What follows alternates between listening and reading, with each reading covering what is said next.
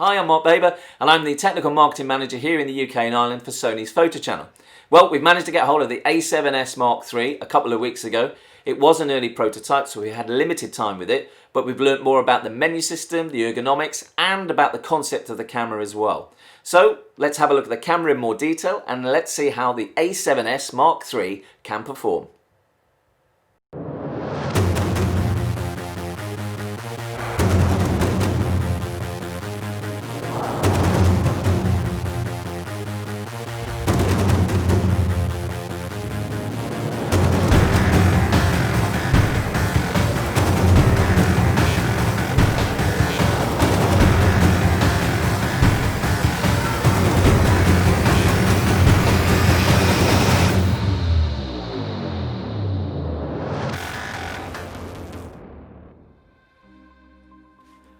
So here it is, it's the new A7S Mark III. Now we've had a prototype a few weeks ago, so it certainly doesn't reflect the final cosmetic look or output of the camera. But early signs is a perfect video camera for content creators, product houses, freelancers, and certainly a superb stills camera for astro, low light gigs, that kind of thing. Now we know that the video market is growing, and with less people now on set, consumers I think are wanting to get that professional look and more flexibility. So we know that more and more users are moving from, say, smaller sensor cameras like Super 35 to full frame for quality images in a small body. So with 5 years of heritage of the A7S Mark II, it's clearly time for Sony to update basically the best image quality for professionals and alike in this new camera. So pretty much everything in the new A7S Mark III is new on this camera for Sony. So what are the key messages from this camera? Well, it has a 12.1 million pixel backside illuminated sensor, superb low light capabilities where the signal to noise ratio is clearly better than the Mark II and the read data much faster than previous. Therefore, bigger pixels and back illuminated structure is going to give you better noise management and low light ability. So it's got a brand new processor, it's the Bionz XR, and it's the heart and brain of this camera. It has double the readout speed over the Mark II and is 8 times faster than the Bionz X processor that you find in the A9 Mark II and also the A7R Mark IV. It has 15 stops of dynamic range, which of course gives you incredible detail regarding shadows and highlights. And for the first time in the alpha mirrorless cameras, it's got a full pixel readout in 4K 60p, 120p, 4K, it does have a slight crop. Included in the Full HD 240p mode, there is no audio, and the internal recording is for all modes at 422 10-bit colour sampling, and I'll cover that a bit later in the video. So from the video you can see that the camera now has an articulated screen. Now that's been recently introduced into the ZV-1, so it's very similar to that camera. The buttons are more prominent like the A7R Mark IV and the A9 Mark II. The feel and handling of the camera feels great, and I have to say where the thumb grip is, my hand sits really comfortably when I'm using it. There's an additional top plate wheel, as you can see, for the shutter and aperture, and the exposure compensation dial now is on the top of the camera. The record button is now firmly placed on the top of the camera with the C1 button in its old position. The side of the camera shows the card slot, which has a new mechanism to open and close. On the other side of the camera, the compartments are now a little bit more harder to open, which makes it a bit more solid, and there's definitely improvements over the sealing and the weather resistance. There's of course ports for headphone, microphone, and the HDMI port, which I'll cover later. The AF system is on-chip 759 phase detection points with 425 contrast AF. It now has real-time tracking in stills and video, along with touch tracking, and it can now boast a 30% improvement in eye autofocus capabilities over cameras using the Bionz X processor like the A9 Mark II, which is obviously very, very fast and responsive. It covers almost 100% of the sensor at 92% coverage and can focus down to EV-6. Now IAF also works in video, and I've got to say from testing it's really reliable and accurate and locks onto faces at different times really well. The inbuilt image stabilization has now been improved to 5.5 stops, and it now has a new heat dissipating structure within the magnesium alloy body. Now this gives an additional hour's worth of recording at 4K 60p. ISO can be extended from 80 to 409,600, with the best performing ISO, I have to say, around 640 ISO and 160 ISO in S-Log 3. I've only had the camera for a short amount of time, and I was really impressed with the field of view of the new QXGA electronic viewfinder. It has 9.44 million dot resolution, and the refresh rate was really good at 120 frames per second. Right, now we've got the camera in my hand, let's have a good look around it. This is a better view of the camera where you can see the newly positioned mode dials and the record button. When I open the card slots, you'll now see that it takes both the new CF Express Type A cards and also UHS 2 SD cards. The door is also new, and it has a new mechanism that locks really well. And for the first time in an alpha mirrorless range, the A7S Mark III now has a fully articulated screen. Again, the design of this prototype is not final and doesn't represent the final samples released in the market for sale.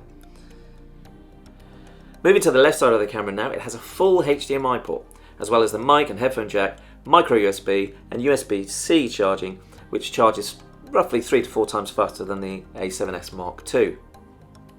The new QXGA 9.44 million dot resolution electronic viewfinder is really bright, it's sharp, and has a 0.90 magnification with its new optics. Its field of view is 40 degrees and with a 25mm eye point. As well as the eye sensor, it now has a switchable viewer magnification for eyeglass wearers, and I've got to say I was very impressed on how comfortable it was to view with its 120 frames per second refresh rate. Now let's have a look at the two products together, the A7S Mark II and the A7S Mark III. The A7S Mark III now weighs 699 grams versus 627 grams, and it's 129 by 97 by 70 millimeters versus the A7S Mark II 116.8, 68.6 and 38.1. The readout speed is double with the processor, now it's 8 times faster than previous models with the Bions X processor. The rolling shutter has been improved to around 3 times over the Mark II, with huge improvements in speed, focusing, reliability and accuracy over the previous model.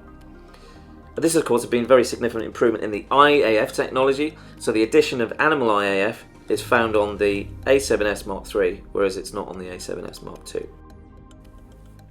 The Mark III can disperse the heat more effectively than the Mark II, so the camera can record for longer.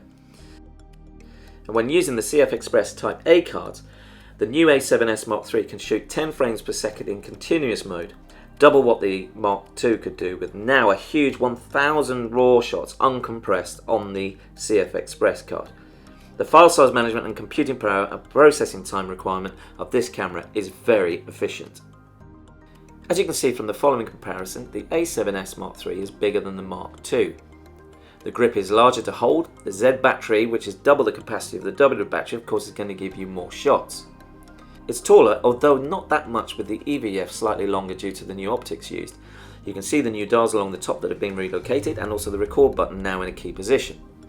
At the back of the camera, it's clear the whole setup, including the LCD screen, is very different to the Mark II. Custom buttons, articulating screen, joystick, thumb grip, top plate mode dials and buttons are more prominent to touch. The thickness of the camera is clear to see that it's deeper than the A7S II. The changes are much better with the addition of the full HDMI port and the LCD screen hinges. Now we paired the body with a lens, and I've put the 16-35mm G Master on. And not forgetting, Sony now have 57 native E-mount lenses in the range, and 37 of them are full frame lenses. It's also a one-mount system, which means if you're an amateur, an enthusiast, a professional or a content filmmaker, there's no need for adapters. And this is one of the biggest advantages using the E-mount system, as well as the cross-compatibility across full frame, APS-C, video lenses and bodies. You might have noticed that the A7S Mark III has a full-size HDMI instead of a micro HDMI port. Now this will make it a lot easier to connect to external monitors with full-size HDMI connections. We've also found out that the camera can now record in 16-bit RAW over HDMI to an external monitor or recorder. Now we don't have enough information to go into more detail here, but we hope that more information will be provided at a later stage. Here we've just demonstrated how easy it is to connect to an external monitor with a full HDMI. The camera now has a new multi-interface shoe for the shotgun microphone, the XLR K3M, and now can be set up for 4-channel 24-bit recording, alongside the ECM B1M for clearer sound.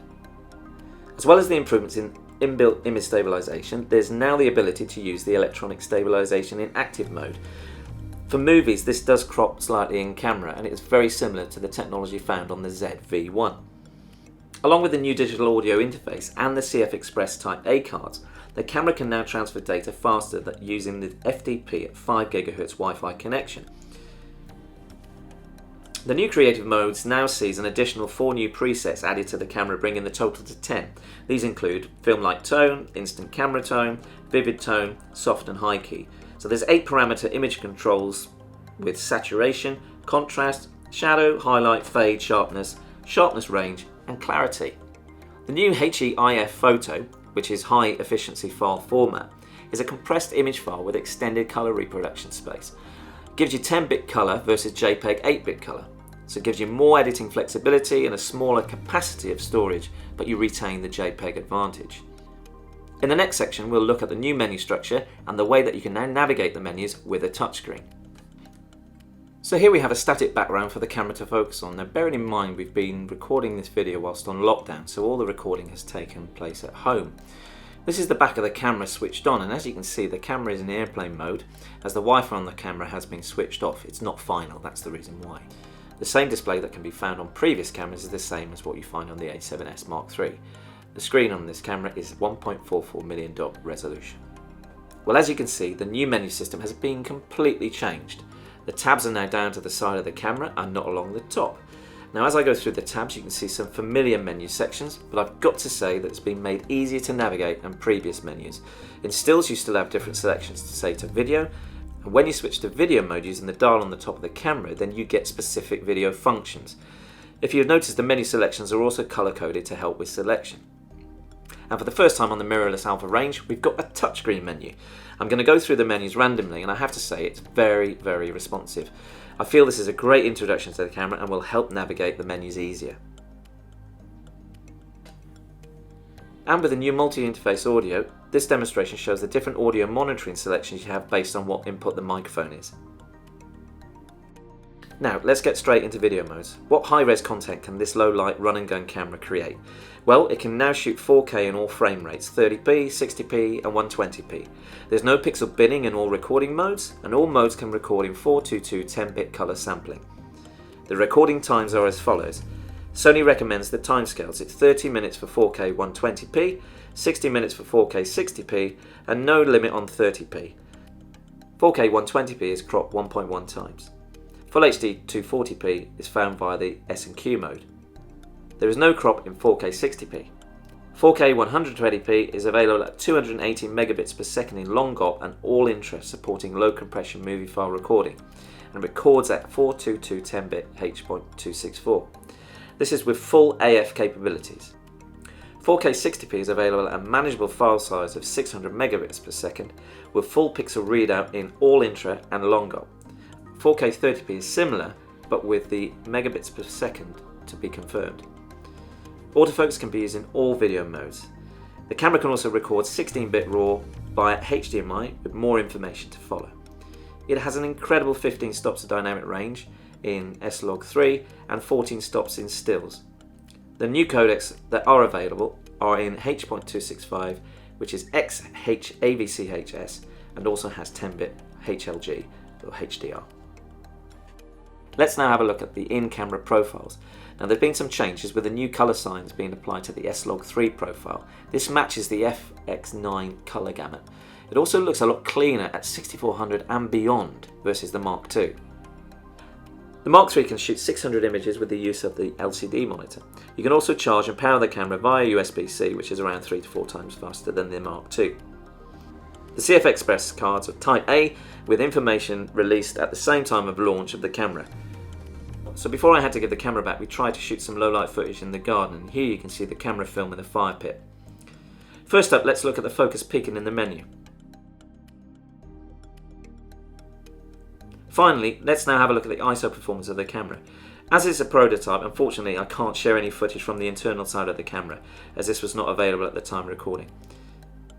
What I'm going to do now is go through each ISO to give you an idea of how well the ISO performs on this camera. And like I said, looking at 6400 and beyond, it looks really, really clean, right up to 32,000 and on.